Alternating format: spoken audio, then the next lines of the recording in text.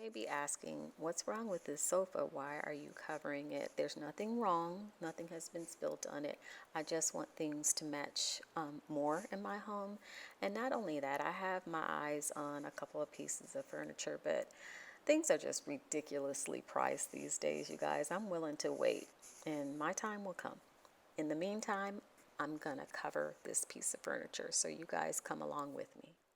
So you'll see that I am beginning to place my fabric on the furniture piece, and I want to make sure that I have enough fabric to cover over all of the areas that I'm covering. And I'm going to use a stapler. I start off by using an office heavy duty one, which worked at first, but as I went along, I had to get something stronger. You guys, sidebar. So I have now turned over the couch on its side, and the filter or the underlayment for the furniture or this piece, the holes that you guys see, we actually had movers the last time we moved, and I swear we had Dumb and Dumber. Yeah, those holes were not by our hands. Let me just say no more and move on. So I did use a heavy duty office stapler towards the middle of the bottom of the couch. However, they weren't staying once I got to the end. I then resorted to using office tacks, which then ended up starting to fail as well. So then I resorted to just all full out going to go get my industrial hand stapler. So you'll see that as we go along. I really don't want my video to be too long on this, but what I'm going to do is explain as best I can what I am doing. I, if you've not guessed already, am a huge upcycler, so I did not want to, number one, cut into this fabric, and I was trying to create the least amount of holes as possible. So when I tell you I only used in totality maybe 25 staples on this fabric, that's what I did. I spaced it out as far as I could to make it as presentable as I could. Also, I figured out my gatherings, which is what I'm figuring out here, because there were going to be some gatherings if I did not want to cut in to this fabric. So this is what I am showing you. Oops. And then the other point is, just so you can at least see my process, I'm going to speed it up, but allowing you to still see what my process was. Okay, so I'm going to parallel do the same thing on that. I know I did not reinvent the wheel, you guys, by making a furniture cover, and it's not a new concept, but this is my take on what I would use to cover my furniture. And have you guys seen, by the way, how much furniture covers are out there these days? It almost makes sense just to buy a whole new piece of furniture. So all I did was essentially, as you see, just pulled that fabric down and kind of worked around the legs on the underside of the couch and tacked it on, you guys. So got that down. Now it's time to work on the sides of the sofa, couch, love seat. I don't know what you want to call it. I know people say sofas are longer. I don't know. Call it what you want. This is what I'm doing right now, the sides of the couch. Now here I just want to indicate where my gatherings landed. Don't worry about that back. That's going to be the next area to work on. But keep in mind, you do not have to have gatherings at all. I knew I was, again, because I did not want to cut my fabric. That area could have been just as smooth as the front facing of the couch. So again, cut yours if you choose to not have gatherings, but I chose to not cut mine. Okay, so here I'm using this professional tool that I have, aka rubber spatula, to help tuck in the fabric. And then what I'm going to use or show you is I'm going to take a wooden dowel stick or some kind of stick that you have, and I am going to take that rubber like matting, I don't know what to call it, but it's the same stuff that you can use to line your drawers with that comes on a roll, as well as some people lay it down to keep their rugs from slipping. So you keep that, you tuck that in there. I rolled it around, rather, a wooden stick, and then I tucked it in the seat, so to speak, and I tucked it really good back in there, and it holds it in there pretty good. Now, after some time, you probably will have to redo it, but it keeps it in place for a good while.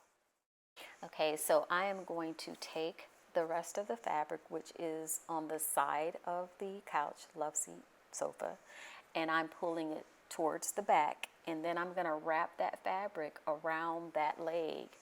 And on the inside of that leg, I'm then going to take advantage of it, hold that fabric there, and I'm going to take my stapler and I'm going to tack it in place. So I'm basically going to replicate what I did on the left side of the couch, love seat sofa, on the right side. So I'm going to just do the same thing. I'm going to take advantage of that leg, and I'm going to go ahead and tack it right on to the inside of the leg, the fabric that is.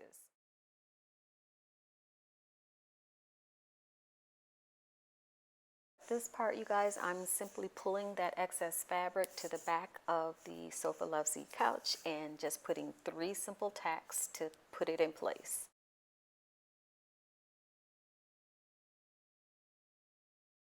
To make sure that there's no excess fabric that's just hanging underneath the love seat, I'm going to go ahead and fold it and then tack it in place.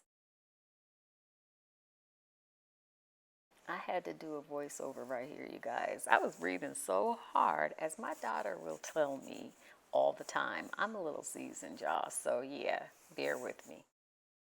So let me push this thing back. I might do a little tuckity tuck, but for the most part, it's done. Where's my little stuffer at, my specialized tool? What did I do with it? Here it is. Okay, so once I've done that,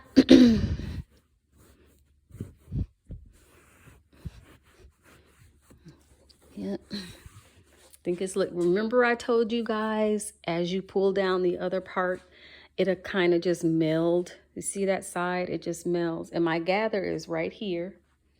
And then my gather is also on this side. So I'm not concerned about it being so perfect, but this is the only place where my gathers are, and I'm okay with it.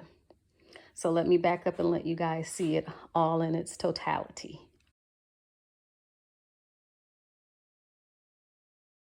And there you have it, you guys. This was a great solution for me to actually meld the colors a little bit better in my home. And also, it gives me a perfect solution for me to bide my time to get those furniture pieces that I want. And you guys know I'm going to wait until they go on sale, right? Also, mothers or fathers of young children, this is also another good solution to kind of make a snazzy environment without so much the money or cost at hand. And furthermore, when there's a mistake or a spill, you can just throw it in the wash, dry it, and then pop it back on. I suspect now it will only take me about 15 minutes to do this. Initially, to do all of this, it took me about 40 minutes because I had to figure out what direction to go in, but it was real quick.